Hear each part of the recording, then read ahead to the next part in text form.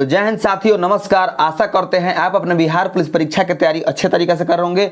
दोस्तों, आप लोगों के डिमांड पर जो ज्ञान बिंदु वाले सर का बुक निकला है बिहार पुलिस का क्वेश्चन बैंक, उस बुक को हम अपने चैनल के माध्यम से कंप्लीट करवा रहे हैं। और हमने यह टारगेट किया है कि जो बिहार पुलिस का परीक्षा स्टार्ट हो रहा है 1 अक्टूबर को, उससे पहले इस बुक को खत्म करवा देंगे। और हम रोज एक सेट इसका करवा रहे हैं, ठीक है। तो चलिए देखते हैं 26 नंबर क्वेश्चन, क्योंकि 25 क्वेश्चन तक हम पिछले वीडियो में डिस्कशन करा चुके हैं, तो इस वीडियो में हम 26 नंबर क्वेश्चन से करेंगे।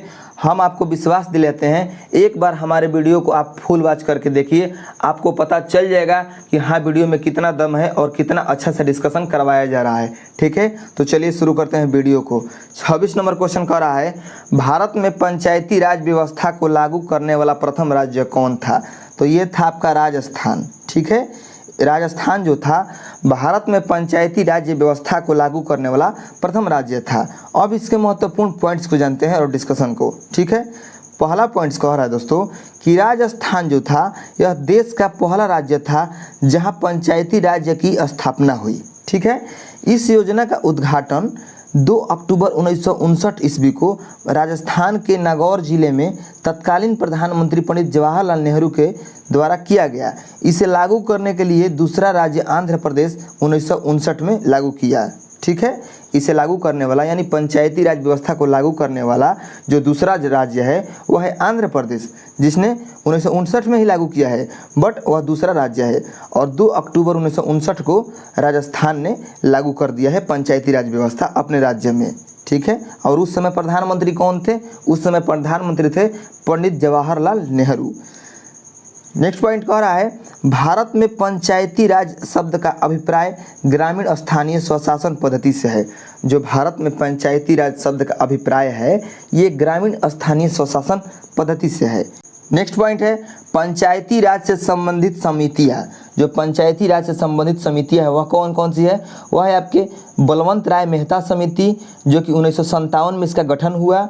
एक है आपका अशोक मेहता समिति, जिसका गठन हुआ है 1977 में, ठीक है।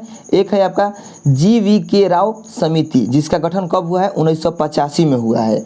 और एक है आपका LM सिंघवी समिति, जिसका गठन हुआ है 1986 में। और एक है थुंगन समिति, ये है 1988 में इसका गठन हुआ है। और एक है आपका गाडगिल समिति, जिसका गठन हुआ है 1988 में। और ये जितना भी समितियां हैं ये पंचायती राज से संबंधित है, ठीक है। यह नेक्स्ट पॉइंट कह रहा है, 73वां संविधान संशोधन अधिनियम 1992 के द्वारा पंचायती राज को संवैधानिक राज्य का दर्जा दिया गया। इसे 1993 में लागू किया गया। और इसे लागू करने वक्त प्रधानमंत्री कौन थे? तो PV नरसिम्हा राव थे। नेक्स्ट पॉइंट कह रहा है, इस अधिनियम के तहत संविधान के भाग 9 के अंतर्गत अनुच्छेद 243 से अनुच्छेद 243 के अण में पंचायती राज के कार्य एवं शक्तियों का वर्णन है। नेक्स्ट पॉइंट है, इसके तहत संविधान में 11वीं अनुसूची जोड़ी गई, जिसमें पंचायती राज से संबंधित 29 विषयों की चर्चा है, जिसका संबंध अनुच्छेद 243 के जी से है, ठीक है। कहने का यह अर्थ है कि जो पंचायती राज व्यवस्था है इसी के तहत 11वीं अनुसूची को जोड़ा गया है भारतीय संविधान में। और इस अनुसूची में 29 विषयों की चर्चा है, ठीक है, जिसका संबंध है अनुच्छेद 243 के जी से।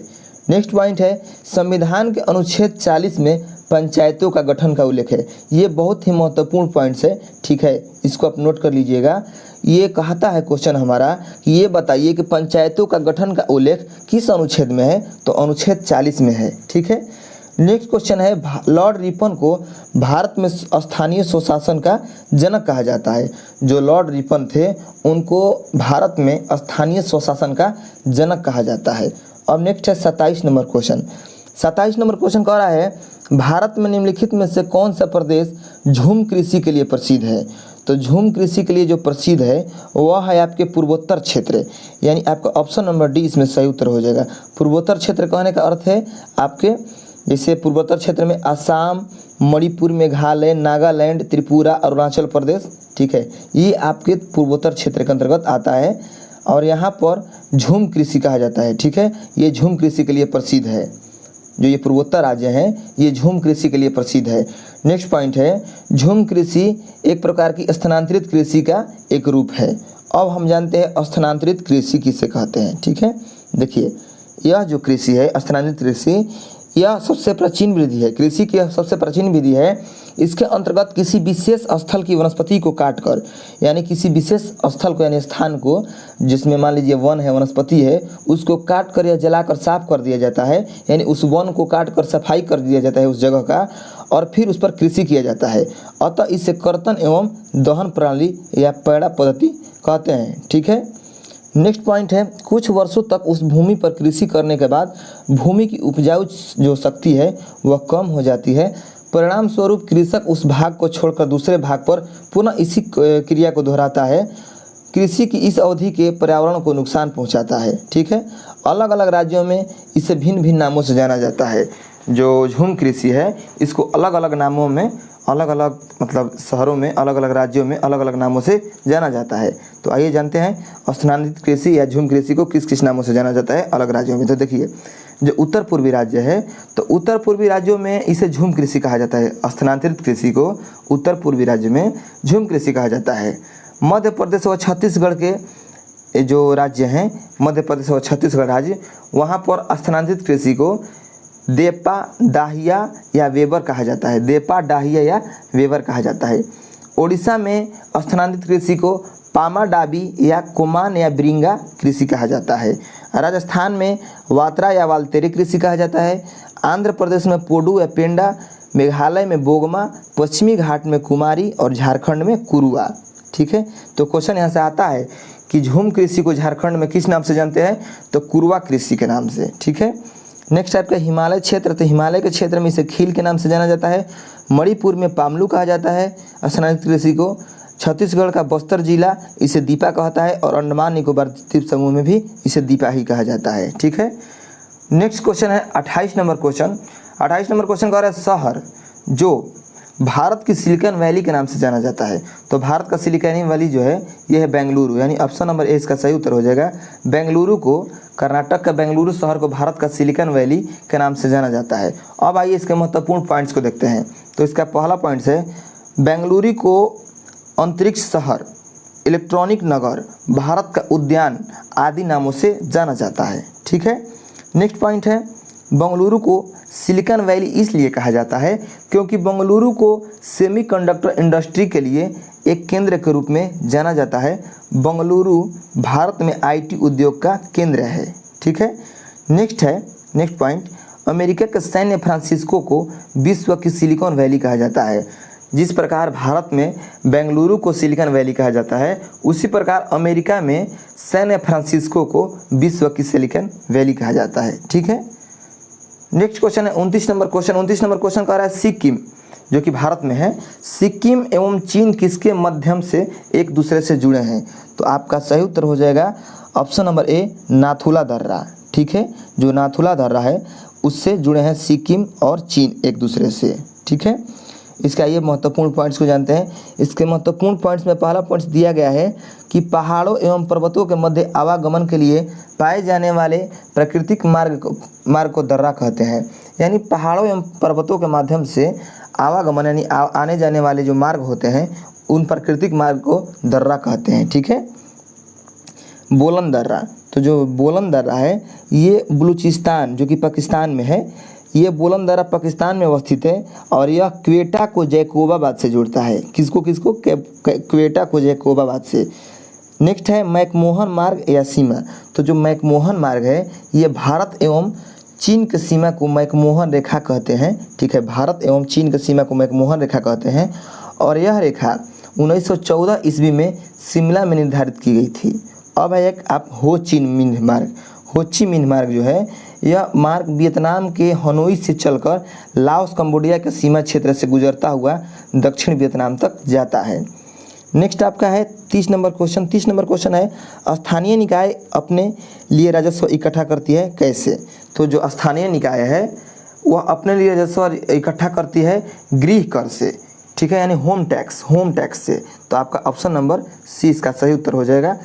तो चलिए अब इसके महत्वपूर्ण पॉइंट्स को देख लेते हैं। इसका पहला पॉइंट्स कह रहा है स्थानीय निकाय से तात्पर्य स्थानीय स्वशासन की संस्थाओं से है जो किसी क्षेत्र या छोटे समुदाय जैसे गाँव, कस्बों या शहरों के प्रशासन का देखभाल करती है। स्थानीय निकाय राजस्व इकट्ठा, यानी जो स्थानीय निकाय का राजस्व इकट्ठा है वह कैसे कैसे होता है, तो कर राजस्व यानी संपत्ति कर, मनोरंजन कर, गृह कर, ठीक है। दूसरा है आपके गैर कर राजस्व यानी फीस, जुर्माना, लाभांश, ठीक है। तीसरा है आपके अनुदान से, चौथा है आपके हस्तांतरण और पांचवा है आपका कर्ज द्वारा, ठीक है। नेक्स्ट पॉइंट है केंद्र सरकार द्वारा लगाए जाने कर। तो देखिए कर दो प्रकार का होता है, कौन कौन सा, प्रत्यक्ष कर और अप्रत्यक्ष कर। तो कर जो होता है दो प्रकार का होता है, प्रत्यक्ष और अप्रत्यक्ष। तो देखिए आयकर जो है ये प्रत्यक्ष कर है, निगम कर ये भी प्रत्यक्ष कर है, संपत्ति कर जो है ये भी प्रत्यक्ष कर है और उपहार कर ये भी प्रत्यक्ष कर है, आस्ति कर ये भी प्रत्यक्ष कर है, ठीक है। अप्रत्यक्ष जो कर है वह है आपके केंद्रीय उत्पाद शुल्क, सीमा शुल्क, बिक्री कर, वस्तु एवं सेवा कर और सेवा कर। ये जो है ये टोटल आपके अप्रत्यक्ष कर हैं, ठीक है। ये डायरेक्ट रूप से नहीं लिया जाता है और जो प्रत्यक्ष है ये डायरेक्ट रूप से लिया जाता है। और जीएसटी कैसे कैसे लिया जाता है, तो जीएसटी का जो प्रतिशत है वह है आपके 5%, 12%, 18% और 28%, यानी आपका 3% और 9% जीएसटी नहीं लिया जाता। जब भी लिया जाएगा तो 5%, 12%, 18% और 28% ये जीएसटी की प्रतिशतता है, ठीक है। 31 नंबर क्वेश्चन कह रहा है अरावली पहाड़ियाँ भारत के किस राज्य में स्थित है। तो जो अरावली पहाड़ी है दोस्तों ये भारत के राजस्थान राज्य में स्थित है। कहाँ स्थित है, भारत के राजस्थान राज्य में, यानी ऑप्शन नंबर 20 का सही उत्तर होगा। अब इसके महत्वपूर्ण पॉइंट्स को जान लेते हैं। पहला पॉइंट है कि अरावली श्रेणी का विकास प्री-कैम्ब्रियन काल में हुआ था और यह भारत की सबसे पुरानी पर्वत श्रृंखला है, ठीक है। नेक्स्ट पॉइंट है अरावली श्रेणी पालनपुर जो कि गुजरात में है, पालनपुर से राजस्थान होकर दिल्ली तक लगभग 800 किलोमीटर लंबाई में विस्तृत है। जो अरावली श्रेणी है, अरावली पर्वत श्रेणी, यह पालनपुर से राजस्थान तक मतलब ये 800 किलोमीटर लंबाई में विस्तृत है, ठीक है। नेक्स्ट पॉइंट है इसकी सबसे ऊंची चोटी माउंट आबू पर स्थित गुरु शिखर है जिसकी ऊंचाई है 1722 मीटर, ठीक है। नेक्स्ट पॉइंट है इसी पहाड़ी यानी अरावली पहाड़ी के बारे में बता रहे हैं, ठीक है। इसी पहाड़ी के रायसीना हिल्स पर भारत का राष्ट्रपति भवन स्थित है, ठीक है।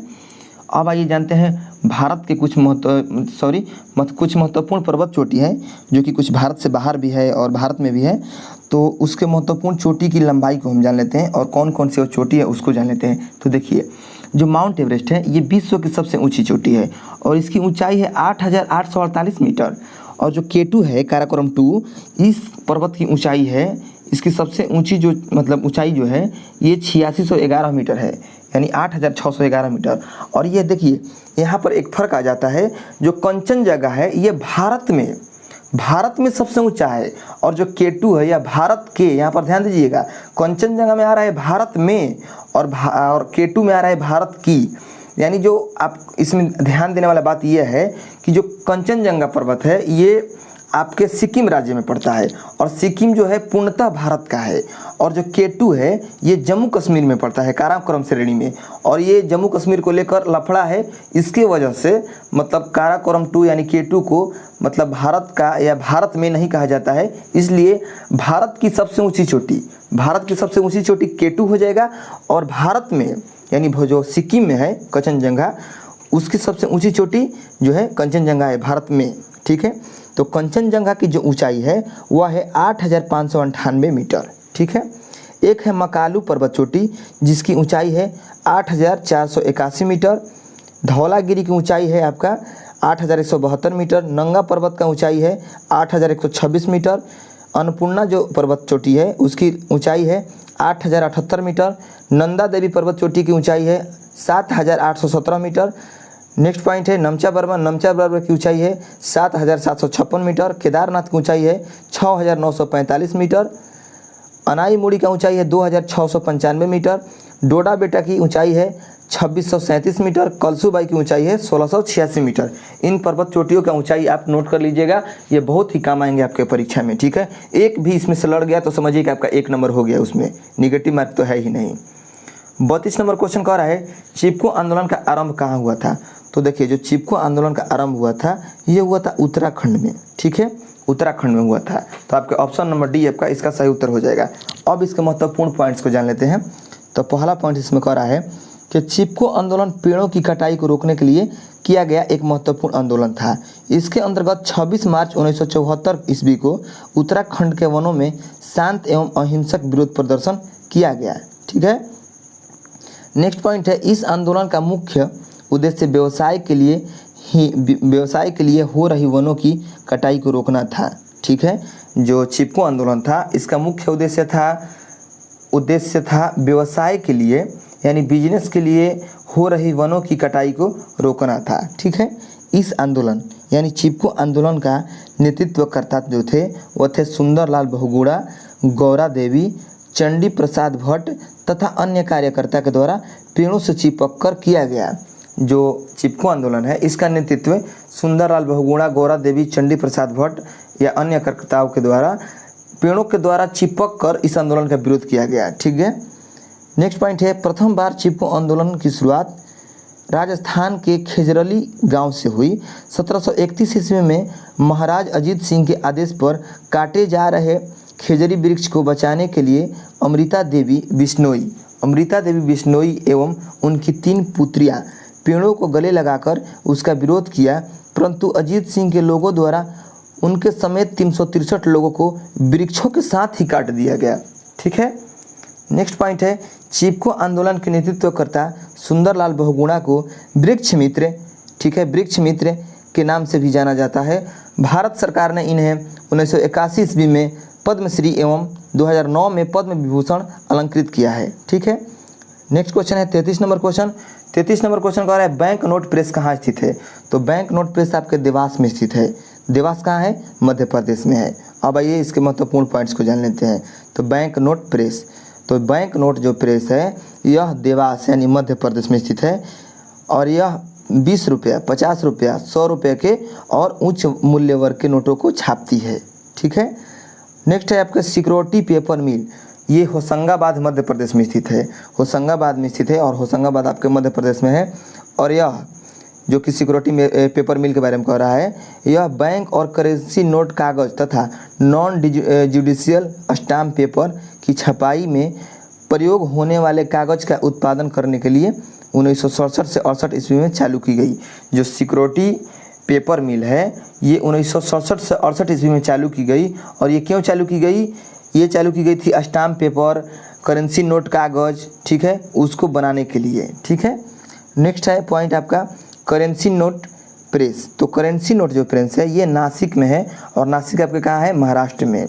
और यह 10 रुपये, 50 रुपये, 100 रुपये और 500 रुपये का नोट छापती है और उनकी पूर्ति करती है, ठीक है। एक है आपका सिक्योरिटी प्रिंटिंग प्रेस और ये है हैदराबाद में, ठीक है। जो सिक्योरिटी प्रिंटिंग प्रेस है ये आपके हैदराबाद में स्थित है और इसकी स्थापना दक्षिण राज्यों की डाक लेखन सामग्री को मांगों को पूरा करने के लिए पूरे देश की केंद्रीय उत्पाद शुल्क स्टाम्प की मांग को पूरा करने के लिए 1982 ईस्वी में की गई, ठीक है। नेक्स्ट पॉइंट है 2 नए एवं अत्याधुनिक करेंसी नोट प्रेस मैसूर, जो कि कर्नाटक को कहा जाता है, ठीक है। कर्नाटक का पहले नाम था मैसूर, ठीक है, तथा सालबनी जो कि पश्चिम बंगाल में, ठीक है, में स्थापित किए गए। यहाँ आरबीआई के नियंत्रण में करेंसी नोट छापे जाते हैं। नेक्स्ट पॉइंट है आपके भारत में सिक्का वित्त मंत्रालय द्वारा जारी किया जाता है तथा 1 रुपये के नोट पर वित्त सचिव का हस्ताक्षर होता है, ठीक है। नेक्स्ट है 1935 ईस्वी में पत्र मुद्रा का निर्गमन का दायित्व आरबीआई को दे दिया गया। पत्र मुद्रा का निर्गमन आरबीआई को दे दिया गया। नेक्स्ट पॉइंट है 1947 से अशोक के स्तंभों के चिन्ह सिंह के चित्र वाले मुद्रा तथा 1947 में पहली बार गांधी जी के चित्र वाले 500 का नोट जारी किए गए एवं 1996 से सभी नोटों पर गांधी जी के चित्र आने लगे। कहने का अर्थ यह है कि 1947 में जो नोट छपता था उसमें अशोक के जो स्तंभ दिखाई देते हैं आपको, मतलब कहीं कहीं दिखाई देते हैं ना अशोक का स्तंभ, जो हमारा भारत का राष्ट्रीय चिन्ह है अशोक स्तंभ। तो 1947 के जो नोट छापे जाते थे उसमें अशोक स्तंभ का ही चिन्ह रहता था उस नोट पर, ठीक है। लेकिन 1987 1987 में पहली बार गांधी जी के चित्र वाले 500 के नोट जारी किए गए और 1996 में सभी नोटों पर गांधी जी का चित्र आने लगा। ठीक है, नेक्स्ट है आपका 34 नंबर क्वेश्चन। 34 नंबर क्वेश्चन कह रहा है गुरु गोविंद सिंह की रचनाओं का संपादन किस पुस्तक में किया गया है? तो ये किया गया दसम ग्रंथ में, यानी आपका ऑप्शन नंबर बी सही उत्तर हो जाएगा। दसम ग्रंथ में गुरु गोविंद सिंह की रचनाओं का संपादन किया गया है। ठीक है, नेक्स्ट पॉइंट है आपका, इसके महत्वपूर्ण पॉइंट्स को जान लेते हैं। दसम ग्रंथ, जो दसम ग्रंथ है ये सिख धर्म के अनुयायियों का धार्मिक ग्रंथ है। इसकी रचना गुरु गोविंद सिंह के द्वारा की गई थी और यह पूर्ण रूप से 10वें बादशाह या पातशाह ग्रंथ है। यह वीर रस की पुस्तक है जो खालसा पंथ के विषय में जानकारी देती है। ठीक है, नेक्स्ट है आपका गुरु गोविंद सिंह सिखों के 10वें एवं अंतिम गुरु थे। इनका जन्म 1666 ईस्वी में पटना साहिब में हुआ था। ठीक है, नेक्स्ट है आपका गुरु गोविंद सिंह जो थे खालसा पंथ की स्थापना की तथा सिखों में पाहुल प्रथा की शुरुआत किया। पाहुल प्रथा की शुरुआत किया। नेक्स्ट है आपका गुरु गोविंद सिंह ने अपने को सच्चा पातशाह कहा तथा सिखों के लिए पांच प्रकार के जो है ककार, जिसमें केस, 5 प्रकार के ककार जैसे केस, कंघा, कृपाण, कक्षा और कड़ा को अनिवार्य किया। यानी जो सरदार होते हैं या जो सिख होते हैं, जो सिखों के पास ये 5 चीज़ होना आवश्यक है, केस, कंघा, कृपाण, कक्षा और कड़ा। ठीक है, नेक्स्ट पॉइंट है गुरु गोविंद सिंह ने फारसी में जफरनामा लिखा है। तो ये देखिए महत्वपूर्ण पॉइंट से ये आपका आता है कि गुरु गोविंद सिंह ने मतलब जफरनामा किस भाषा में लिखा है? तो फारसी भाषा में। ठीक है, नेक्स्ट पॉइंट है गुरु गोविंद सिंह की हत्या 1708 ईस्वी में नांदेड़ नामक स्थान पर गुला खां नामक पठान ने की थी। ठीक है, अब है आपके गुरु ग्रंथ साहिब। तो देखिए जो गुरु ग्रंथ साहिब नामक ग्रंथ है यह एक सिख धर्म का पवित्र ग्रंथ है और इसमें 6 सिख व 15 संत द्वारा लिखे गए भजनों का संग्रह है, जिसमें कबीर के बाद रविदास, नामदेव, शेख फरीद के भजन भी शामिल है। इसकी भाषा पंजाबी एवं गुरुमुखी लिपि में है। ठीक है, नेक्स्ट पॉइंट है आदि को ही गुरु ग्रंथ, ठीक है, आदि ग्रंथ को ही गुरु ग्रंथ साहिब के रूप में जाना जाता है। ठीक है, आदि ग्रंथ का संकलन 5वें गुरु अर्जुन देव के द्वारा तैयार किया गया, जिसमें प्रथम गुरु नानक की प्रेरणादायक प्रार्थनाएं और गीत संकलित हैं। ठीक है, नेक्स्ट पॉइंट है गुरु गोविंद सिंह ने मृत्यु से पूर्व पद को समाप्त कर दिया। यानी जो गुरु गोविंद सिंह थे वो अपने मरने से पहले ही गुरु के पद को समाप्त कर दिया। यानी वो कहे कि हमारे बाद सिखों में अब कोई गुरु नहीं होगा, यानी गुरु का पद नहीं होगा, और आदि ग्रंथ को ही गुरु का दर्जा दिया। ठीक है, आप जानते हैं गीता के बारे में। देखिए जो गीता है ये श्रीमद् भागवत गीता हिंदू धर्म का एक पवित्र ग्रंथ है और इसमें 18 अध्याय और 700 श्लोक है। महाभारत युद्ध के दौरान भगवान श्री कृष्ण ने अर्जुन को जो उपदेश दिए थे वही गीता के रूप में संकलित है। इसके संकलनकर्ता महर्षि वेद व्यास हैं तथा मूल भाषा संस्कृत है। इसका संबंध महाभारत के भीष्म पर्व से है। ठीक है, नेक्स्ट क्वेश्चन है 35 नंबर क्वेश्चन। 35 नंबर क्वेश्चन का स्वतंत्रता का घोषणा पत्र किसने तैयार किया था? तो आपका सही उत्तर हो जाएगा टॉमस जेफरसन। स्वतंत्रता का घोषणा पत्र किसने तैयार किया था? तो टॉमस जेफरसन ने। तो चलिए इसके महत्वपूर्ण पॉइंट्स को जानते हैं। तो देखिए इसमें दिया गया है पहला पॉइंट्स में कि 4 जुलाई 1776 को फिलाडेल्फिया में दूसरा महादेशीय सम्मेलन हुआ। जिसमें अमेरिका की 13 बस्तियों ने मिलकर आज़ादी की घोषणा की और इसे डिक्लेरेशन ऑफ इंडिपेंडेंस भी कहा जाता है। ठीक है, नेक्स्ट पॉइंट है इस सम्मेलन में महादेशीय कांग्रेसों के सदस्यों में थॉमस जेफरसन भी थे। उन्होंने ही कमेटी के अन्य सदस्य John Adams, Roger Sherman, Benjamin Franklin और विलियम लिविंगस्टन से सलाह करके स्वतंत्रता की घोषणा पत्र को तैयार किया था। ठीक है, नेक्स्ट पॉइंट है आपका टॉमस पेन एक लेखक, आविष्कारक, बुद्धिजीवी, क्रांतिकारी और अमेरिकी क्रांति के प्रमुख नेता में से एक थे। ठीक है, इन्होंने जो टॉमस पेन है इन्होंने अपनी पुस्तक कॉमन सेंस जो कि 1775 ईस्वी में प्रकाशित हुआ था और तथा पत्रिका द अमेरिका क्राइसिस जो कि 1775 से 1777 ईस्वी में प्रकाशित हुआ था के माध्यम से अमेरिका वासियों को इंग्लैंड के विरुद्ध जागृत किया। नेक्स्ट पॉइंट है जॉर्ज वाशिंगटन, 1732 से 1799 तक इनका कार्यकाल रहा है। ठीक है, के योग्य एवं कुशल के नेतृत्व में इंग्लैंड से अमेरिका को आज़ादी दिलाने में महत्वपूर्ण भूमिका निभाई थी। वह अमेरिका के प्रथम राष्ट्रपति यानी 1789 से 1797 तक ये राष्ट्रपति थे अमेरिका के। कौन? George Washington. ठीक है, इनके नाम पर ही वाशिंगटन शहर की स्थापना की गई। उनको रेफेबियस की उपाधि मिली थी। कौन सा उपाधि मिला है इनको? रेफेबियस की उपाधि मिला है। ठीक है, नेक्स्ट पॉइंट है आपका सैमुअल एडम्स अमेरिकी क्रांति के प्रमुख नेता थे। इनके नेतृत्व में 16 दिसंबर 1773 ईस्वी को बोस्टन टी पार्टी की घटना हुई तथा स्टाम्प कर 1765 के विरोध में इन्होंने ही प्रतिनिधित्व नहीं तो कर नहीं का नारा दिया। ठीक है, नेक्स्ट पॉइंट है आपके अमेरिका को पूर्ण स्वतंत्रता 4 जुलाई 1776 को मिली तथा अमेरिका स्वतंत्रता युद्ध पेरिस की संधि 1783 के तहत समाप्त हुआ। ठीक है, नेक्स्ट पॉइंट है विश्व का प्रथम लिखित संविधान 1789 में अमेरिका में लागू हुआ। विश्व का प्रथम संविधान कब लागू हुआ है? 1789 में। और कहाँ पर? अमेरिका में। ठीक है, नेक्स्ट पॉइंट है अमेरिका में दासों के आयात को 1808 ईस्वी में अवैध घोषित किया गया तथा 1 जनवरी 1863 को अब्राहम लिंकन ने दास प्रथा का उन्मूलन किया। ठीक है, अब आइए जानते हैं कुछ और भी पॉइंट्स है इसके। कह रहा है यहाँ पर आप देख सकते हैं अमेरिकी गृह युद्ध 1861 से 65 की समाप्ति 26 मई 1865 को हुआ, जिसे भाई भाई का युद्ध भी कहा जाता है। ठीक है, अब देखते हैं 36 नंबर क्वेश्चन।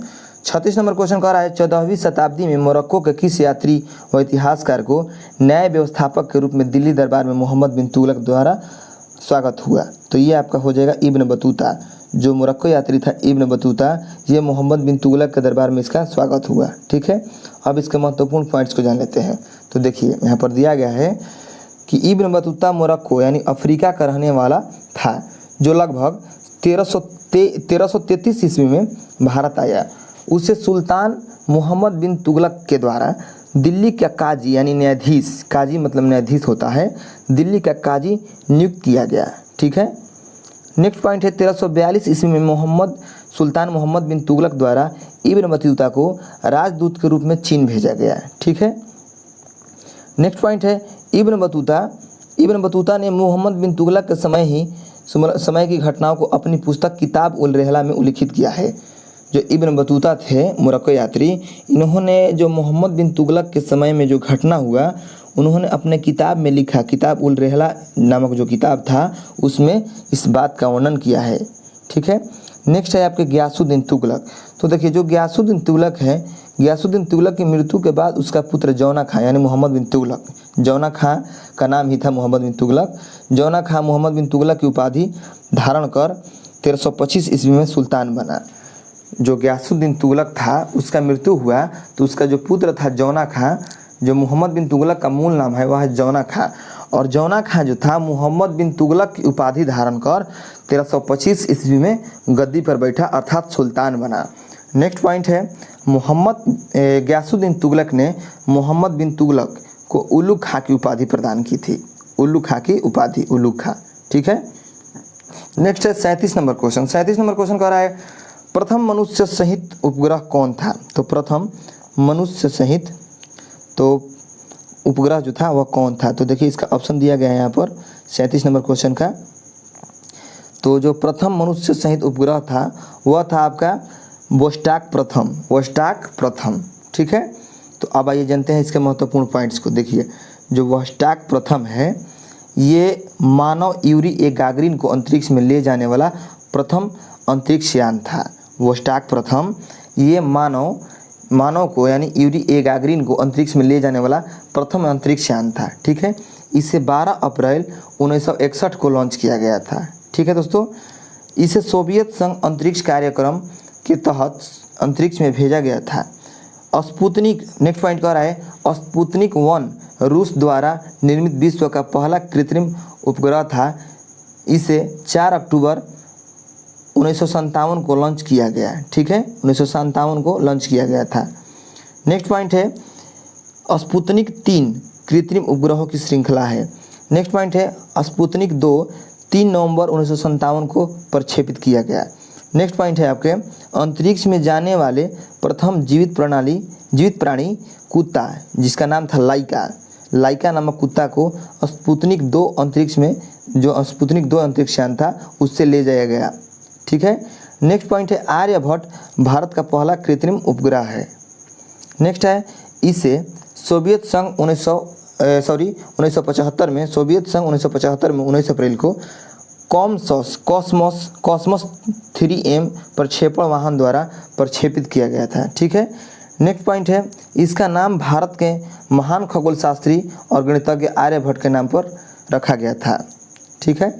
अब देखते हैं भारत के द्वारा, चाहे आपको हम PDF जब देंगे ना दोस्तों, तो आप इसमें देख सकते हैं उपग्रह, प्रक्षेपण, तिथियान, मतलब ये थोड़ा सा जूम करके दिखाने में प्रॉब्लम होगा, तो जब हम आपको PDF देंगे तो इसमें देख लीजिएगा कि कौन सा उपग्रह कब प्रक्षेपित किया गया है, यानी उसको कब प्रक्षेपित किया गया है, उसका तिथि देख लीजिएगा, यान देख लीजिएगा कि किस यान से उसको प्रक्षेपित किया गया है, और उसका उपयोगिता देख लीजिएगा। ठीक है, उपयोगिता। अब हम देखते हैं नेक्स्ट है 38 नंबर क्वेश्चन, और 38 नंबर क्वेश्चन कह रहा है, भारतीय हिमालयी क्षेत्र की सबसे ऊंची चोटी कौन है?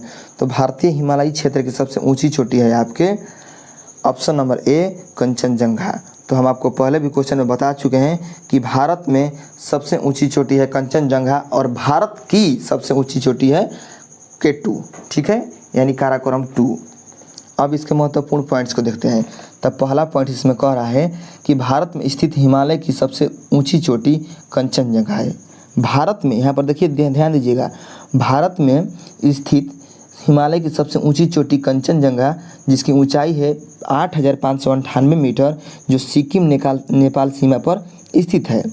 नेक्स्ट है गार्डविन, यानी जिसे K2 को हम गार्डविन भी कहते हैं, जिसे हम अभी बताएं ना काराकोरम 2, तो उसी को हम गार्डविन भी कहते हैं। तो गार्डविन, जिसका ऊंचाई है 8611 मीटर, यह ट्रांस हिमालय के काराकोरम श्रेणी में स्थित है, और यह भारत की सबसे ऊंची चोटी है। भारत की, देखिए यहाँ पर ध्यान दीजिएगा की और यहाँ पर में अंतर हो जाएगा। ठीक है, भारत की सबसे ऊंची चोटी है जो POK में स्थित है, इसलिए इसको भारत की कहा जाता है। प्रश्न में भारतीय हिमालयी क्षेत्र की सबसे ऊंची चोटी के बारे में पूछा गया, इसलिए गार्डविन उत्तर नहीं होगा। ठीक है। नेक्स्ट पॉइंट है, भारत की सबसे ऊंची चोटी माउंट एवरेस्ट 8,848 मीटर की ऊंचाई है, और यह हिमालय के महान हिमालय श्रृंखला में अवस्थित है, महान हिमालय में। नेक्स्ट है आपके, उत्तर से दक्षिण की ओर फैल रहे उत्तर पर्वतीय प्रदेश को निम्न भागों में बांटा गया है। उत्तर से दक्षिण की ओर फैल रहे उत्तर पर्वतीय प्रदेशों को निम्न भागों में बांटा गया है। कैसे कैसे? ट्रांस हिमालय, बृहद हिमालय जिसे महान हिमालय भी कहा जाता है, लघु हिमालय या मध्य हिमालय, शिवालिक या बाह्य हिमालय। ठीक है। अब देखते हैं 39 नंबर क्वेश्चन। 39 नंबर क्वेश्चन कह रहा है दोस्तों, सरकार की ओर से भारत में महिलाओं के हित संरक्षण के लिए निम्नलिखित में से किसका गठन किया गया है? तो आपका सही उत्तर हो जाएगा राष्ट्रीय महिला आयोग, यानी ऑप्शन नंबर 20 का सही उत्तर हो जाएगा। ठीक है। अब इसके महत्वपूर्ण पॉइंट्स को जान लेते हैं। पहला पॉइंट कह रहा है, राष्ट्रीय महिला आयोग की सर्वाधिक निकाय के रूप में स्थापना महिलाओं के संवैधानिक और विधायी सुरक्षा उपायों की समीक्षा करने, उपचारिक विधायी उपायों की सिफारिश करने, शिकायत निवारण और महिला को प्रभावित करने वाला सभी नीतिगत मामलों पर सरकार को सलाह देने के लिए राष्ट्रीय महिला आयोग अधिनियम 1990 के तहत 31 जनवरी 1992 में की गई। ठीक है। नेक्स्ट पॉइंट है, इसके प्रथम अध्यक्ष, राष्ट्रीय महिला आयोग के प्रथम अध्यक्ष श्रीमती जानकी पटनायक थी। नेक्स्ट पॉइंट है, वर्तमान में श्रीमती रेखा शर्मा इसके अध्यक्ष हैं तथा इसमें सदस्य सुश्री खुशबू सुंदर, डेलिना खोंगडुप, श्रीमती ममता कुमारी, सुश्री मीनाक्षी नेगी, मतलब ये सदस्य हैं इनके राष्ट्रीय महिला आयोग का। ठीक है। नेक्स्ट क्वेश्चन है 40 नंबर क्वेश्चन। 40 नंबर क्वेश्चन कह रहा है, इनमें से कौन सी फसल तेल के बीज उत्पन्न नहीं करती है? तेल के बीज। तो आपका सही उत्तर हो जाएगा पिजन पी, यानी ऑप्शन नंबर C। जो पिजन पी है ये फसल तेल की बीज की उत्पादन नहीं करती है, उत्पन्न नहीं करती है। ठीक है। अब इसके महत्वपूर्ण पॉइंट्स को जान लेते हैं। इसमें पहला पॉइंट्स कह रहा है कि पिजन पी अरहर या तुअर की दाल को कहा जाता है। पिजन पी किसे कहा जाता है? अरहर या तुअर की दाल को, जो दलहनी फसलों के अंतर्गत में या श्रेणी में आता है। ठीक है। नेक्स्ट पॉइंट है, तिल, अलसी और सूर्यमुखी ये सभी तिलहनी फसलों के श्रेणी के अंतर्गत आता है। तो देखिए दलहनी फसल मतलब उसमें तेल नहीं निकल पाएगा, और देखिए तिलहनी फसल यानी उसमें तेल निकल सकता है। ठीक है। जैसे आप सुनते होंगे तिल के तेल, अलसी के तेल, सूर्यमुखी के तेल, ठीक है। नेक्स्ट है दलहनी फसल लेग्यूम परिवार के पौधे हैं। जो दलहनी फसल है ये लेग्यूम परिवार के पौधे हैं। नेक्स्ट पॉइंट है लेग्यूम्स कुल के पौधों के उदाहरण मटर एवं हरे बीन्स, चना, सोयाबीन, मूंगफली, मेथी, अल्फा एकेसिया, लेटिन्स यानी मसूर दाल, तुअर दाल, लोबिया, राजमा, उड़द दाल इत्यादि हैं, ठीक है। नेक्स्ट पॉइंट है आपका इन फसलों को 3 मौसम खरीफ, रबी, जायद में उगाया जाता है। नेक्स्ट पॉइंट है आपका नोट में दिया गया है कि सोयाबीन के दलहनी फसल होते हुए भी इसकी तेल पदार्थों की उपयोगिता के कारण FAO ने इसे तिलहन वर्ग व्यापारिक फसलों में रखा गया है, ठीक है। नेक्स्ट है अलसी को जो अलसी है, अलसी को फ्लैक्स तथा तीसी के नाम से भी जाना जाता है। जैसे हम लोग घर में कहते हैं तीसी कहते हैं ना, बिहार में अक्सर लोग कहते हैं तीसी, तो तीसी का पौधा जो है उसी को अलसी कहा जाता है और इसका इंग्लिश में फ्लैक्स कहते हैं, ठीक है। फ्लैक्स तथा तीसी, अलसी को फ्लैक्स तथा तीसी के नाम से भी जाना जाता है।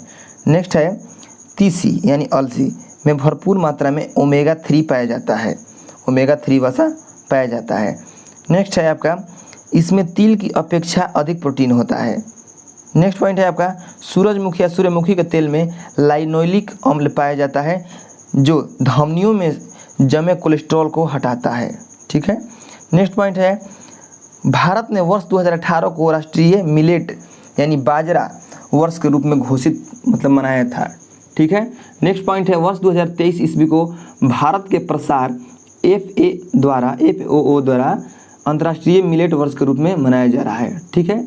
अब है 41 नंबर क्वेश्चन। 41 नंबर क्वेश्चन कह रहा है श्री पद्मनाभ स्वामी मंदिर कौन से राज्य में स्थित है। पद्मनाभ मंदिर जो है ये किस राज्य में स्थित है, तो ये आपके केरल में, ठीक है। अब इसके महत्वपूर्ण पॉइंट्स को जान लेते हैं। कह रहा है पहला पॉइंट्स कि श्री पद्मनाभ स्वामी मंदिर तिरुवनंतपुरम जो कि केरल में है स्थित है। भगवान विष्णु को ये समर्पित है ये मंदिर, ठीक है। नेक्स्ट पॉइंट है भगवान विष्णु की विश्राम अवस्था को पद्मनाभ कहा जाता है। भगवान जो विष्णु है इनकी जो विश्राम अवस्था है यानी जो लेटे हुआ अवस्था है इसको पद्मनाभ कहा जाता है, ठीक है। और उसी के नाम पर ये मंदिर का नाम पड़ा है पद्मनाभ मंदिर। नेक्स्ट पॉइंट है इसका पुनर्निर्माण वर्तमान स्वरूप राजा मार्तांड वर्मा द्वारा द्रविड़ शैली में करवाया गया जो त्रावणकोर के प्रसिद्ध राजा थे। नेक्स्ट पॉइंट है इस मंदिर में प्रवेश के लिए सख्त ड्रेस कोड नियम है। नेक्स्ट पॉइंट है पुरुषों को मुंडू या धोती तथा महिलाओं को साड़ी पहनकर आने की अनुमति है, ठीक है। नेक्स्ट है आपको देख लीजिए इसमें जो भारत में कुछ और भी महत्वपूर्ण मंदिर है इसमें दिया गया है। तो जब हम आपको PDF देंगे तो आप PDF में ये जितने भी मंदिर दिखाई दे रहा है मोढेरा का सूर्य मंदिर जो कि गुजरात में स्थित है और ये जो है सूर्य देव के लिए समर्पित है, ठीक है। तो ये जितने भी आपको मंदिर दिखाई दे रहा है इसमें आप सब इसको याद कर लीजिएगा और अच्छे से याद कीजिएगा, ठीक है। PDF में मिल जाएगा आपको। इसको समझाने में थोड़ा वीडियो ज़्यादा लंबा हो जाएगा तो आप इसको जब हम PDF देंगे तो आप समझ सकते हैं, ठीक है। अब हम देखते हैं 42 नंबर क्वेश्चन। 42 नंबर क्वेश्चन कह रहा है लोकतांत्रिक सरकार के 3 अंग हैं कौन कौन से। तो लोकतांत्रिक सरकार के 3 अंग जो है वह है आपके कार्यपालिका, विधायिका और न्यायपालिका, ठीक है। कार्यपालिका, विधायिका और न्यायपालिका। अब हम देखते हैं इसके महत्वपूर्ण पॉइंट्स को। तो देखिए कार्यपालिका, विधायिका, न्यायपालिका। भारतीय शासन व्यवस्था में शासन के 3 अंग निम्नलिखित है कौन कौन से। विधायिका, कार्यपालिका, न्यायपालिका, ठीक है। विधायिका किसे कहा देते हैं, कानून बनाने वाली संस्था को विधायिका कहा जाता है। जो भारत में नियम कानून बनाता है उस संस्था को हम विधायिका कहते हैं, ठीक है। और कानून के अनुसार शासन चलाने वाली संस्था को हम कार्यपालिका कहते हैं, ठीक है। और कानून के अनुसार विवादों का समाधान करने वाली संस्था को हम न्यायपालिका कहते हैं, ठीक है। अब हम देखते हैं इसके और भी महत्वपूर्ण पॉइंट्स हैं, ठीक है। देखिए यहाँ पर दिया गया है कि भारत का संविधान केंद्र एवं राज्य दोनों में संसदीय सरकार की व्यवस्था करता है। अनुच्छेद 74 और अनुच्छेद 75 के माध्यम से केंद्र में तथा अनुच्छेद 163 और अनुच्छेद 164 के माध्यम से राज्यों के लिए संसदीय सरकार की व्यवस्था करता है। संसदीय यानी लोकतांत्रिक सरकार व्यवस्था में कार्यपालिका अपनी नीतियों एवं कार्यों के लिए विधायिका के प्रति उत्तरदायी होता है। नेक्स्ट पॉइंट है न्यायपालिका पूर्ण रूप से स्वतंत्र होती है। ठीक है, अब देखते हैं, देखिए कार्यपालिका को अब यहाँ पर समझाया गया है, तो इसका भी हम PDF दे देंगे, आप कार्यपालिका को समझ लीजिएगा। ठीक है, बहुत अच्छे से समझिएगा इसको और आराम से समझिएगा, क्योंकि इसमें वीडियो में बताएंगे। तो चलिए बता ही देते हैं ना, तो देखिए बता ही देते हैं। तो देखिए जो कार्यपालिका है ये संसदीय सरकार की व्यवस्था है। ठीक है, और इसको दो भागों में बांटा जाता है, संघ की कार्यपालिका शक्ति और राज्य की कार्यपालिका। और इसका निर्माण होता है राष्ट्रपति, जो संघ की कार्यपालिका है इसका निर्माण होता है राष्ट्रपति, उपराष्ट्रपति, प्रधानमंत्री एवं मंत्रिपरिषद और महान्यायवादी के द्वारा। और राज्य की कार्यपालिका जो है इसका निर्माण होता है राज्यपाल, मुख्यमंत्री, मंत्रिपरिषद, महाधिवक्ता। ठीक है, और नोट में यहाँ पर दिया गया है कि सरकार की, यहाँ पर नोट को पढ़ लीजिएगा, मतलब ठीक है, विधायिका का आइए देखते हैं। विधायिका को भी दो भागों में बांटा जाता है, संघीय विधायिका और राज्य विधायिका। संघीय विधायिका के अंतर्गत संसद आता है और राज्य विधायिका के अंतर्गत विधानमंडल आता है। ठीक है, और संसद को तीन, यानी राष्ट्रपति, राज्यसभा और लोकसभा तीनों मिलकर संसद का निर्माण करते हैं। और विधानमंडल को राज्यपाल, विधानसभा यानी निम्न सदन और विधान परिषद यानी उच्च सदन, ये तीनों मिलकर विधानमंडल का निर्माण करते हैं। ठीक है, इसको आप समझ लीजिएगा अच्छे से। अब देखते हैं 43 नंबर क्वेश्चन। 43 नंबर क्वेश्चन कह रहा है वल्लभ भाई पटेल को सरदार की उपाधि किस आंदोलन में दी गई? तो ये दिया गया था आपका बारदोली आंदोलन में, यानी ऑप्शन नंबर सी इसका सही उत्तर हो जाएगा। ठीक है, जिस क्वेश्चन का हम पूर्णतः डिस्कशन इसमें नहीं करा रहे हैं, मतलब थोड़ा सा जो पूरा डीपली जो दिया गया है पूरा लंबा चौड़ा, तो उसको आप अच्छे से समझ लीजिएगा। ठीक है, इसमें लंबा चौड़ा पढ़ने से अच्छा है कि मतलब आप PDF में अच्छे से समझ लीजिएगा और जिस पॉइंट को आप फोकस करेंगे उसको आप अच्छे से लिख लीजिएगा। ठीक है, अब आइए इसके महत्वपूर्ण पॉइंट्स को जान लेते हैं 43 नंबर क्वेश्चन के। 43 नंबर क्वेश्चन का पहला पॉइंट कह रहा है कि बारदोली में किसानों के अधिकार के लिए संघर्ष करने के दौरान बारदोली की महिलाओं ने अपने सरदार की उपाधि विभूषित किया। ठीक है, नेक्स्ट पॉइंट है बारदोली गुजरात के सूरत जिले में स्थित है, जहां के किसानों ने लगान वृद्धि के विरुद्ध संघर्ष भी प्रारंभ किया। ठीक है, नेक्स्ट पॉइंट है आपके 4 फरवरी 1928 ईस्वी को वल्लभ भाई पटेल बारदोली पहुंचे। सरदार पटेल ने 80,000 किसानों के साथ मिलकर आंदोलन का नेतृत्व किया तथा ब्रिटिश सरकार को मजबूर किया कि किसानों के लिए 22% से लेकर 50 या 60% तक राजस्व कर माफ़ कर दिया जाए। ठीक है, नेक्स्ट पॉइंट है अगस्त 1928 ईस्वी में गांधी जी बारदोली पहुंचे और उन्होंने घोषणा किया कि यदि सरकार ने पटेल को गिरफ्तार किया तो वे किसानों का नेतृत्व करेंगे। ठीक है, नेक्स्ट पॉइंट है बारदोली सत्याग्रह में महिलाओं ने सक्रिय रूप से भाग लिया। इनमें कस्तूरबा गांधी, मणिबेन पटेल जो सरदार पटेल की पुत्री थी, शारदा बेन शाह, मिठू बेन भक्तिबा, शारदा मेहता प्रमुख थी। ठीक है, नेक्स्ट पॉइंट है अंत में लगान की वृद्धि 22% से घटाकर 6.023% कर दी गई।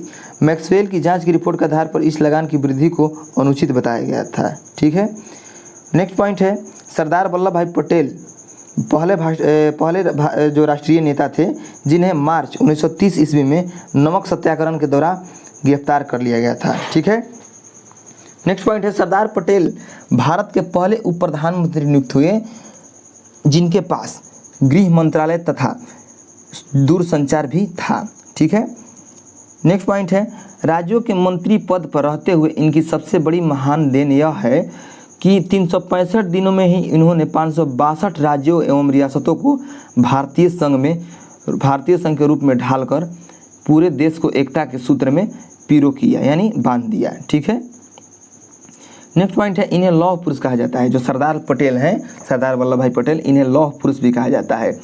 नेक्स्ट पॉइंट है इनके सम्मान में दुनिया की सबसे ऊंची प्रतिमा यानी 182 मीटर स्टैच्यू ऑफ यूनिटी बनाया गया, जो कि गुजरात के केवड़िया में नर्मदा नदी के तट पर बनवाया गया है। ठीक है, नेक्स्ट पॉइंट है खेड़ा आंदोलन या सत्याग्रह 1918 ईस्वी में हुआ था और इसे गांधी जी का प्रथम असहयोग आंदोलन भी कहा जाता है। इसमें सरदार पटेल, विठल भाई पटेल, इंदुलाल याग्निक आदि नेता भी गांधी जी के साथ रहते थे। ठीक है, नेक्स्ट पॉइंट है नील आंदोलन जो कि 1859 से 1860 तक हुआ था। बंगाल में जबरन नील की खेती कराने के विरुद्ध में कृषक आंदोलन था। नेक्स्ट पॉइंट है आपका नील विद्रोह भारतीय किसानों का पहला सफल विद्रोह था। तो यहाँ से क्वेश्चन आपका आता है कि भारतीय किसानों का पहला सफल विद्रोह कौन था, तो आपका था नील विद्रोह। ठीक है, नेक्स्ट है आपका मोपला विद्रोह। तो जो मोपला विद्रोह दोस्तों ये केरल के मालाबार तट पर मलयाली मुसलमान के द्वारा किया गया था। ठीक है, नेक्स्ट आपका देखते हैं इसका पॉइंट्स। नेक्स्ट पॉइंट है इसका प्रथम चरण यानी मोपला विद्रोह का प्रथम चरण 1836 ईस्वी से ही शुरू हो गया था। नेक्स्ट पॉइंट है मोपला विद्रोह के दूसरे चरण यानी अगस्त दिसंबर 1921 में मोपलाओं ने खिलाफत नेता अली मुसलियार के नेतृत्व में अंग्रेज एवं जमींदारों के विरुद्ध विद्रोह कर दिया।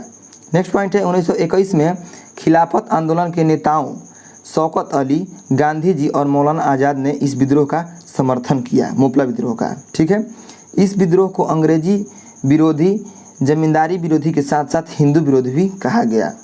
ठीक है, नेक्स्ट है 44 नंबर क्वेश्चन। 44 नंबर क्वेश्चन कह रहा है फुटबॉल वर्ल्ड कप 2014 में कौन सा देश तीसरे स्थान पर रहा है। तो ये 2014 का सेट है, यानी जो 2014 में बिहार पुलिस का परीक्षा है तो ये उसी का सेट है, इसलिए 2014 का प्रश्न इसमें दिया गया है। करंट का क्वेश्चन है तो आप समझ सकते हैं कि 2023 में भी करंट देगा, तो आप करंट भी पढ़िए। ठीक है, तो 44 नंबर क्वेश्चन कह रहा है कि फुटबॉल वर्ल्ड कप 2014 में कौन सा देश तीसरे स्थान पर आया है।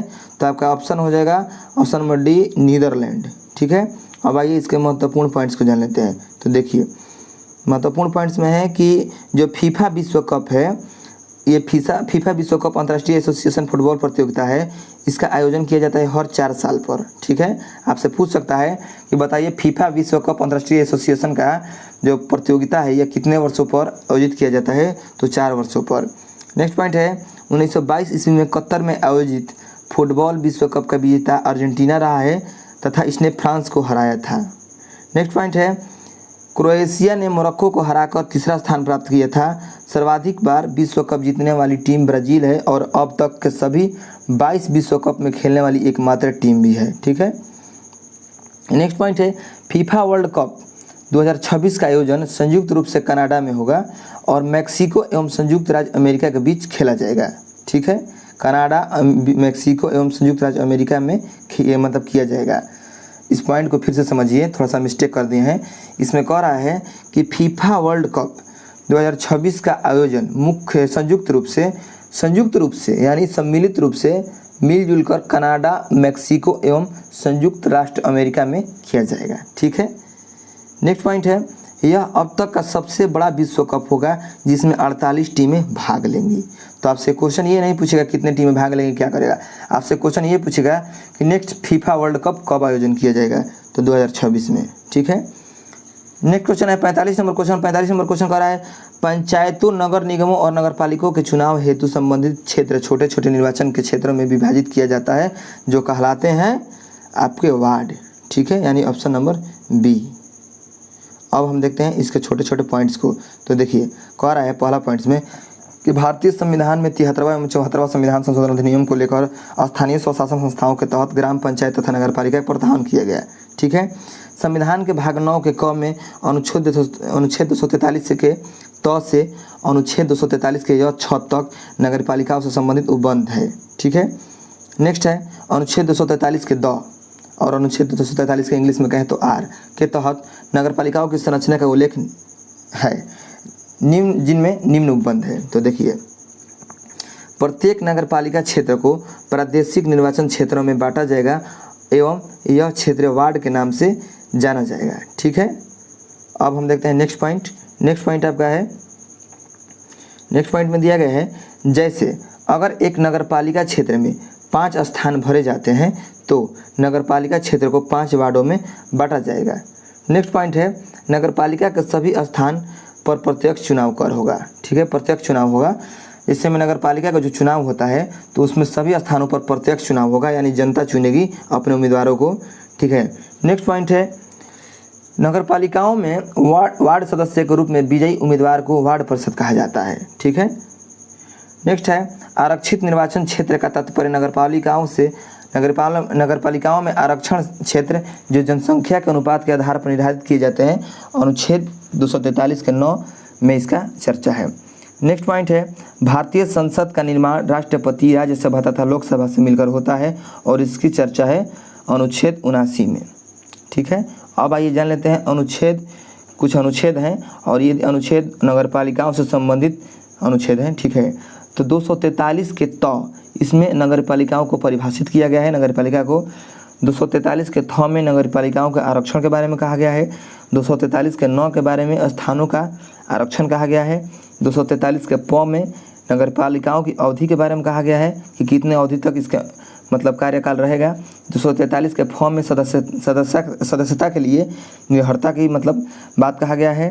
243 के ब में नगर पालिकाओं की शक्तियों, प्राधिकार और उत्तरदायित्व का बात कहा गया है। और अनुच्छेद 243 के म में वित्त आयोग के बारे में कहा गया है। ठीक है, चलिए अब देखते हैं 46 नंबर क्वेश्चन। 46 नंबर क्वेश्चन कह रहा है दोस्तों, आईसीएस की परीक्षा पास करने वाले प्रथम भारतीय कौन थे? तो ये थे सत्येंद्रनाथ टैगोर। ठीक है, तो आपका ऑप्शन नंबर सी इसका सही उत्तर हो जाएगा। और ये परीक्षा कब पास किए हैं? तो ये पास किए थे 1863 ईस्वी में। ठीक है, और इनका जन्म हुआ है कोलकाता में हुआ है इनका जन्म, और महर्षि देवेंद्रनाथ टैगोर और शारदा देवी के यहाँ हुआ है। ठीक है, और ये कवि भी थे, संगीतकार भी थे, भारतीय सिविल सेवक भी थे, और ये लेखक भी थे, और समाज सुधारक और भाषाविद भी थे। ठीक है, नेक्स्ट है ये ब्रह्म समाज के सदस्य भी रहे थे। जो सत्येंद्रनाथ टैगोर हैं ये ब्रह्म समाज के सदस्य भी रहे थे। ठीक है, नेक्स्ट है सुरेंद्रनाथ बनर्जी। जो सुरेंद्रनाथ बनर्जी हैं ये भारतीय राष्ट्रीय कांग्रेस के संस्थापकों में से एक थे, जो 2 बार कांग्रेस का अधिवेशन की अध्यक्षता किए थे। ठीक है, जो 1895 में हुआ था पूना में, और अहमदाबाद में हुआ था 1902 में। तो इसकी अध्यक्षता सुरेंद्रनाथ बनर्जी ने किया था। ठीक है, अब हम देखते हैं नेक्स्ट पॉइंट कह रहा है इन्होंने समाचार पत्र बंगाली का संपादन किया। जो सुरेंद्रनाथ बनर्जी हैं इन्होंने एक समाचार पत्र प्रकाशित किया या संपादन किया जिसका नाम था Bengali. A nation in making इनकी प्रमुख पुस्तिका थी। नेक्स्ट पॉइंट है इन्हें 1869 में भारतीय प्रशासनिक सेवा में चयनित किया गया था, पर विरोधाभास के कारण पद से हटा दिया गया। ठीक है, नेक्स्ट पॉइंट है 26 जुलाई 1876 को सुरेंद्रनाथ बनर्जी ने आनंद मोहन बोस के साथ मिलकर भारत संघ यानी इंडियन एसोसिएशन की स्थापना किया कोलकाता के अल्बर्ट हॉल में। ठीक है, नेक्स्ट पॉइंट है 1876 ईस्वी में इन संस्था का विलय यानी जो भारत संघ संस्था था उस संस्था का विलय भारतीय राष्ट्रीय कांग्रेस में हो गया। सुरेंद्रनाथ बनर्जी को राष्ट्र गुरु के नाम से भी जाना जाता है। और भी इसमें पॉइंट्स है उसको देखते हैं। इसमें कह रहा है पॉइंट्स, बिपिन चंद्र पाल, जो बिपिन चंद्र पाल हैं, बिपिन चंद्र पाल के अतिवादी अथवा उग्रवादी कहे जाने वाले प्रमुख नेताओं में से एक थे। जो बिपिन चंद्र पाल थे ये उग्रवादी नेताओं में से मतलब उग्रवादी कहे जाने वाले नेताओं में से प्रमुख नेताओं में से एक थे ये। ठीक है, नेक्स्ट पॉइंट है कि आपके इन्हें राष्ट्रीय आंदोलन के द्वितीय चरण जो कि 1905 से 1919 तक माना जाता है कि गरम दल के सदस्यों में जाना जाता है। जो बिपिन चंद्र पाल थे ये गरम दल के सदस्य थे। ठीक है, नेक्स्ट पॉइंट है बिपिन चंद्र पाल का जन्म वर्तमान के बांग्लादेश के हबीबगंज जिला है, वहाँ में एक पोइल गांव है वहाँ, और पोइल गांव में इनका जन्म हुआ है बिपिन चंद्र पाल का 7 नवंबर 1858 को। ठीक है, 7 नवंबर 1858 को। नेक्स्ट पॉइंट है अरविंद घोष ने इन्हें यानी बिपिन चंद्र पाल को राष्ट्रवाद के सबसे महान पैगंबर के रूप में पुकारा है। नेक्स्ट पॉइंट है आपका इन्होंने परिदेशक साप्ताहिक पत्र का संपादन मात्र 22 वर्ष की अवस्था में किया। नेक्स्ट पॉइंट है लाहौर में ट्रिब्यून पत्रिका के संपादक भी रहे तथा 1901 में अंग्रेजी साप्ताहिकी न्यू इंडिया के भी संपादक ये रहे हैं। ठीक है, नेक्स्ट पॉइंट है इनकी पुस्तक थी बिपिन चंद्र पाल की the new economic means of India. ठीक है, नेक्स्ट पॉइंट है 1912 में इन्होंने हिंदू रिव्यू नामक मासिक पत्रिका निकाली। रविंद्रनाथ टैगोर विस्तृत व्याख्या पूर्व के प्रश्न मतलब कह रहा है कि इसका व्याख्या जो है रविंद्रनाथ टैगोर के बारे में मतलब पहले कर दिया गया है। ठीक है, अब देखते हैं 47 नंबर क्वेश्चन। तो 47 नंबर क्वेश्चन कह रहा है दोस्तों निम्नलिखित में से व्यस्तम समुद्री व्यापारिक मार्ग है। तो सबसे व्यस्त समुद्री व्यापारिक मार्ग कौन सा है? तो वह है आपका उत्तरी अटलांटिक व्यापारिक मार्ग यानी ऑप्शन नंबर डी इसका सही उत्तर हो जाएगा। अब इसके महत्वपूर्ण पॉइंट्स को जान लेते हैं। तो देखिए पहला पॉइंट्स कह रहा है उत्तरी अटलांटिक समुद्री मार्ग यूरोप के पश्चिमी तट के बंदरगाहों को उत्तरी अमेरिका के पूर्वी तट के बंदरगाहों से जोड़ता है। नेक्स्ट पॉइंट है यह महासागर पृथ्वी का 1/6 भाग यह महासागर पृथ्वी का 1/6 भाग समाहित किए हुए है एवं विश्व के सबसे बड़े महासागर प्रशांत महासागर का आधा है। ठीक है, इसे अंध महासागर भी कहा जाता है। जो अटलांटिक महासागर है इसे अंध महासागर भी कहा जाता है। नेक्स्ट है अंग्रेजी वर्णमाला के एस आकार में इस महासागर का विस्तार है। ठीक है। नेक्स्ट है, यानी कहने का अर्थ ये था उस पॉइंट का कि जो अटलांटिक महासागर का विस्तार है, यानी जब ऊपर से आप देखेंगे उसको तो मतलब आपको एस आकार का वह महासागर दिखाई देगा। ठीक है, जब कोई अंतरिक्ष से देखेगा तो चलिए नेक्स्ट पॉइंट देखते हैं। नेक्स्ट पॉइंट है, इसकी तटरेखा बहुत कटी फटी है। कटी फटी तटरेखा पर बहुत अच्छे बंदरगाह होते हैं। ठीक है। नेक्स्ट पॉइंट है अटलांटिक के सीमांत सागर एवं खाड़ियाँ। देखिए पहला पॉइंट कह रहा है मध्य अमेरिकी क्षेत्र में अवस्थित कैरेबियन सागर अटलांटिक महासागर का सबसे बड़ा सीमांत सागर है एवं दूसरा स्थान भूमध्य सागर का है। ठीक है। नेक्स्ट पॉइंट है काला सागर को भूमध्य सागर का सीमांत सागर माना जाता है। किसे? काला सागर को भूमध्य सागर का सीमांत सागर माना जाता है। नेक्स्ट है ग्रीनलैंड व यूरोप से जुड़े नगर एवं उत्तर एवं मध्य अमेरिका से जुड़े नगर। तो देखिए जो ग्रीनलैंड व यूरोप से जुड़े जो सागर हैं वह हैं ग्रीनलैंड सागर, नॉर्वे सागर, भूमध्य सागर, इंग्लिश चैनल। ठीक है। और उत्तर एवं मध्य अमेरिका से जुड़े सागर हैं वह है बेफिन की खाड़ी, लेब्राडोर सागर, कैरेबियन सागर, फंडी की खाड़ी। ठीक है। नेक्स्ट पॉइंट देखते हैं। नेक्स्ट पॉइंट कह रहा है कि पृथ्वी पर कुल 5 महासागर है, प्रशांत महासागर, अटलांटिक महासागर, हिंद महासागर, आर्कटिक महासागर और दक्षिणी महासागर। ठीक है। नेक्स्ट देखते हैं। नेक्स्ट में कह रहा है कि हिंद महासागर को अर्ध महासागर भी कहा जाता है क्योंकि यह प्रशांत एवं अटलांटिक की तुलना में बेहद छोटा एवं कम औसत गहराई वाला है। ठीक है। नेक्स्ट पॉइंट है भारत की लंबी तटरेखा इससे जुड़ी है। भारत इसके शीर्ष पर अवस्थित है, हिंद महासागर के शीर्ष पर अवस्थित है। तो आपसे क्वेश्चन ये पूछता है ये बताइए कि भारत है किसके शीर्ष पर, किस महासागर के शीर्ष पर अवस्थित है? तो ये आपका हो जाएगा हिंद महासागर। ठीक है। जिसके कारण इसका नाम हिंद महासागर किया गया है। हिंदुस्तान के नाम पर इसका नाम हिंद महासागर पड़ा है। ठीक है। नेक्स्ट पॉइंट है इस महासागर का सबसे बड़ा द्वीप मेडागास्कर है। हिंद महासागर का सबसे बड़ा द्वीप कौन सा है? तो मेडागास्कर है। नेक्स्ट पॉइंट है इसमें तटवर्ती सागर 2 लाल सागर और फारस की खाड़ी है। सुंडा गर्त जिसकी मतलब गर्त यानी गहराई जो है 7258 मीटर है और इसका सबसे गहरा गर्त है। यानी हिंद महासागर का सबसे गहरा गर्त है सुंडा गर्त और इसकी गहराई है 7258 मीटर, मतलब 7258 मीटर नीचे गहरा है ये, आप समझ सकते हैं। ठीक है। नेक्स्ट पॉइंट है कैरेबियन सागर। कैरेबियन सागर व्यापारिक मार्ग में पश्चिमी द्वीपों समूहों तथा पूर्वी तटीय बंदरगाहों और यूरोप को खाद्य पदार्थ व खनिज पदार्थों का निर्यात होता है। ठीक है। अब देखते हैं 48 नंबर क्वेश्चन। 48 नंबर क्वेश्चन कह रहा है भारत में सरकार का रूप है। तो भारत में सरकार का रूप कैसा है? तो वह है आपका ऑप्शन नंबर सी संसदीय। ठीक है। यानी ऑप्शन नंबर सी इसका सही उत्तर हो जाएगा। अब इसके महत्वपूर्ण पॉइंट्स को देख लेते हैं। तो देखिए पहला पॉइंट्स कह रहा है कि कार्यपालिका और विधायिका के संबंधों की दृष्टि से शासन प्रणालियाँ 2 प्रकार की हो सकती हैं। हम पिछले इसी वीडियो में हम पिछले समझाए हैं कार्यपालिका के बारे में, आप उसको जाकर देख सकते हैं। ठीक है। अब हम देखते हैं नेक्स्ट क्वेश्चन को, यानी और नेक्स्ट क्वेश्चन है हमारा 49 नंबर क्वेश्चन। ठीक है। 49 नंबर क्वेश्चन कह रहा है अगर आपको उसमें हम वीडियो में नहीं समझ में आ रहा है तो अगर जब हम आपको PDF देंगे इसका तो आप उसमें समझ लीजिएगा। ठीक है। 49 नंबर क्वेश्चन कह रहा है दोस्तों कि 1941 में द्वितीय विश्व युद्ध के दौरान किन घटनाओं के कारण जर्मनी और उसके साथी राष्ट्रों की हार हुई? तो आपका सही उत्तर हो जाएगा, देखिए 49 नंबर क्वेश्चन का सही उत्तर होगा ऑप्शन नंबर सी, यानी 2 और 4। तो जैसे आपका 2 कौन कह रहा है? जर्मनी का रूस पर आक्रमण, और 4 यानी जापान का पर्ल हार्बर पर आक्रमण। ये जो 2 कारण हैं, इन्हीं 2 कारणों के कारण जर्मनी जो था और उसके साथी राष्ट्रों की हार हुई। ठीक है। अब इसके महत्वपूर्ण पॉइंट्स को जान लेते हैं। देखिए कह रहा है पहला पॉइंट्स कि 1911 ईस्वी में द्वितीय विश्व युद्ध के दौरान जर्मनी का रूस पर आक्रमण तथा जापान पर पर्ल हार्बर पर आक्रमण के घटनाओं के कारण जर्मनी और उसके साथी राष्ट्रों की हार हुई। ठीक है।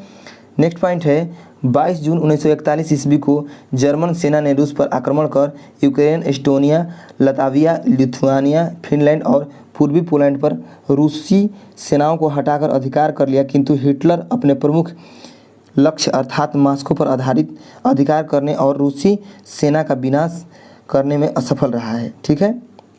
नेक्स्ट है जर्मनी की पराजय स्टालिनग्राड से आरंभ हुई है और फरवरी 1943 ईस्वी तक 1 लाख से अधिक जर्मनी सैनिक मारे गए और मॉस्को पर खतरा टल गया था। ठीक है, नेक्स्ट पॉइंट है 22 अप्रैल 1945 ईस्वी को रूस ने बर्लिन पर आक्रमण किया। ब्रिटेन, फ्रांस तथा अमेरिका की फौजें भी वहां पहुंच गई।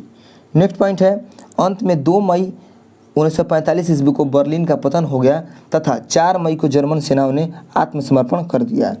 नेक्स्ट पॉइंट है हिटलर ने अपनी पत्नी इवान ब्राउन सहित आत्महत्या कर लिया और इटली के देशभक्तों ने मुसोलिनी और उसकी पत्नी को गोली से मार दिया। ठीक है, नेक्स्ट पॉइंट है 7 मई 1945 ईस्वी को संधि पर हस्ताक्षर करने के पश्चात 8 मई को यूरोप में युद्ध बंद हो गया। ठीक है, जापान का अमेरिका पर आक्रमण, आइए देख लेते हैं इसको बारे में। ठीक है, कह रहा है पहला पॉइंट्स में कि जापान ने जर्मनी के साथ मिलकर रोम, बर्लिन, टोक्यो, धुरी का निर्माण किया था। ठीक है, नेक्स्ट पॉइंट है वर्ष 1940 से 41 में जापान ने देखा कि रूस हार रहा है, इंग्लैंड एकांकी एवं निर्बल है। ठीक है, और संयुक्त राज्य युद्ध के लिए तैयार नहीं है, तो फिर उसने प्रशांत महासागर में एकमात्र बचे हुए प्रतिद्वंदी संयुक्त राज्य अमेरिका को चुनौती देने के लिए युद्ध की घोषणा किए बिना 7 दिसंबर 1941 को अचानक हवाई द्वीप समूह में स्थित पर्ल हार्बर पर हवाई जहाज़ों तथा पनडुब्बियों से आक्रमण करके उसका बहुत बड़ा भाग नष्ट कर दिया। ठीक है, नेक्स्ट पॉइंट है इस आक्रमण में 19 नौसैनिक जहाज, 8 जंगी जहाज तथा 177 विमान नष्ट हो गए, 2343 सैनिक मारे गए और 2000 से अधिक घायल हुए। संयुक्त राज्य की ये सबसे बड़ी हार थी। ठीक है, नेक्स्ट पॉइंट है इस घटना ने अगले दिन 8 दिसंबर को अमेरिका और इंग्लैंड और जापान ने अब जापान के विरुद्ध युद्ध की घोषणा कर दी। इस घटना के अगले 8 दिसंबर को अमेरिका और इंग्लैंड ने जापान के विरुद्ध युद्ध घोषणा कर दी। ठीक है, अब आइए देखते हैं नेक्स्ट पॉइंट को। नेक्स्ट क्वेश्चन है हमारा 50 नंबर क्वेश्चन। थोड़ा सा और भी इसमें पॉइंट्स बाकी है, उसको समझ लीजिए। ठीक है, देखिए जापान की पराजय और विश्व युद्ध का अंत, इसको देख लीजिए। 26 जुलाई 1945 ईस्वी को पोट्समैन सम्मेलन में मित्र राष्ट्रों ने जापान से बिना शर्त आत्मसमर्पण की मांग की, किंतु जापान ने इसे स्वीकार नहीं किया। फलतः 6 अगस्त 1945 को हिरोशिमा पर और 9 अगस्त 1945 को नागासाकी पर अमेरिका ने परमाणु बम गिरा दिया। प्रलयकारी विनाश से भयभीत होकर 10 अगस्त को पोट्सडैम घोषणा के शर्तों के आधार पर आत्मसमर्पण का प्रस्ताव भेजा। 14 अगस्त को भयंकर और विनाशकारी द्वितीय विश्व समाप्त हो गया। ठीक है, नेक्स्ट है 50 नंबर क्वेश्चन। 50 नंबर क्वेश्चन कह रहा है महापौर निम्नलिखित में से किसका प्रमुख होता है? तो ये होता है नगर निगम का, यानी आपका ऑप्शन नंबर 20 सही उत्तर हो जाएगा। अब देखते हैं इसके महत्वपूर्ण पॉइंट्स को। पहला पॉइंट इसमें कह रहा है कि भारतीय संविधान में 74वां संविधान संशोधन 1992 द्वारा नया भाग 9 के क में अनुच्छेद 243 के त से अनुच्छेद 243 या 6 को जोड़कर नगरपालिकाएं को शामिल किया गया है। ठीक है, नेक्स्ट पॉइंट है यह अधिनियम 3 प्रकार की नगरपालिकाओं की संरचना का उपबंध करता है। ठीक है, कौन कौन सा? यह अधिनियम 3 प्रकार की नगरपालिकाओं का संरचना का उपबंध करता है। नगर पंचायत किसी भी नाम से परिवर्तित क्षेत्र के लिए, ग्रामीण क्षेत्र के लिए। ठीक है, दूसरा नगर परिषद छोटे शहरी क्षेत्रों के लिए, और तीसरा बड़े शहरी क्षेत्रों के लिए नगर निगम। ठीक है, नेक्स्ट पॉइंट है आपका भारत में शहरी स्थानीय शासन 8 प्रकार के हैं। कौन कौन से? नगर परिषद, नगर पालिका, अधिसूचित क्षेत्र समिति, नगरीय क्षेत्र समिति, छावनी बोर्ड, टाउनशिप, पतन न्यास तथा विशेष उद्देश्य एजेंसी। ठीक है, नेक्स्ट पॉइंट है राज्य विधानमंडल नगर पालिका के अध्यक्ष का निर्वाचन का तरीका प्रदान कर सकता है। नेक्स्ट पॉइंट है महापौर यानी मेयर का चुनाव पहले अप्रत्यक्ष रूप से होता था। नेक्स्ट पॉइंट है अब बिहार नगर पालिका संशोधन अधिनियम 2022 के अनुसार प्रत्यक्ष निर्वाचन पद्धति से होगा। 2 अप्रैल 2022 को बिहार गजट में प्रकाशित किया गया इसे। ठीक है, नेक्स्ट पॉइंट है इसके तहत बिहार नगरपालिका अधिनियम 2007 की धारा 11 में संशोधन कर निम्न प्रावधान प्रतिस्थापित किए गए। ठीक है, धारा 11 के 1 में यह कहा कि प्रत्येक नगरपालिका में से एक निर्वाचित मुख्य पार्षद एवं उप मुख्य पार्षद होंगे तथा निर्वाचित पार्षदों की संख्या उतनी होगी जितने की उस नगरपालिका क्षेत्र में इस अधिनियम की धारा 13 के अधीन अवधारित वार्ड होंगे। ठीक है, नेक्स्ट पॉइंट है निर्वाचित मुख्य पार्षद, उप मुख्य पार्षद एवं पार्षद नगरपालिका के सदस्य होंगे। नेक्स्ट पॉइंट है नगरपालिका के बोर्ड का अर्थ इस अधिनियम की धारा 12 एवं 23 के अंतर्गत आम निर्वाचन में अथवा उप निर्वाचन में निर्वाचित मुख्य पार्षद, उप मुख्य पार्षद एवं पार्षद नगरपालिका सदस्य होंगे। ठीक है, और भी इसमें महत्वपूर्ण पॉइंट्स बाकी है, नहीं बाकी है, चलिए कोई बात नहीं, इसका महत्वपूर्ण पॉइंट्स खत्म। तो 50 क्वेश्चन आपका खत्म हो चुका है। ठीक है, तो सेट नंबर 3 का 50 क्वेश्चन हम खत्म करा दिए हैं। डिस्कशन, फुल डिस्कशन कराए इसका लाइन बाय लाइन। तो यह डिस्कशन जो है आपको कैसा लगा? हाँ, थोड़ा बहुत देखिए इतना बोलना पड़ता है ना कि बोलने के वक्त थोड़ा सा आवाज़ जो है फंस जाता है, थोड़ा सा इधर उधर आदमी भटक जाता है बोलते बोलते। मतलब समझ जाइए कि 25 क्वेश्चन को कराने में 1 घंटा लग रहा है, यानी जब हम 100 क्वेश्चन कराएंगे तो हमको 4 घंटा लगातार बोलना पड़ रहा है। तो आप इससे अनुमान लगा सकते हैं कि हमको कितना लगातार बोलना पड़ रहा है। लगातार 1 घंटा 25 क्वेश्चन पर 4 घंटा बोलने पर 100 क्वेश्चन कंप्लीट हो रहा है। तो आप इससे अनुमान लगा सकते हैं। और इसके कारण भी, मतलब इसके बावजूद भी लोग हमें सब्सक्राइब नहीं कर रहे हैं, वीडियो को फुल वॉच नहीं कर रहे हैं। इतना मेहनत करने के बाद भी तो बताइए कि वीडियो बनाने में मन लगेगा? तो कोई बात नहीं है, हमारा जो कर्तव्य है हम आपके लिए करते रहेंगे। तब तक के लिए जय हिंद, मिलते हैं नेक्स्ट वीडियो में। आप अगर हमारे चैनल पर नए होंगे तो चैनल को सब्सक्राइब कर दीजिएगा और वीडियो को शेयर कर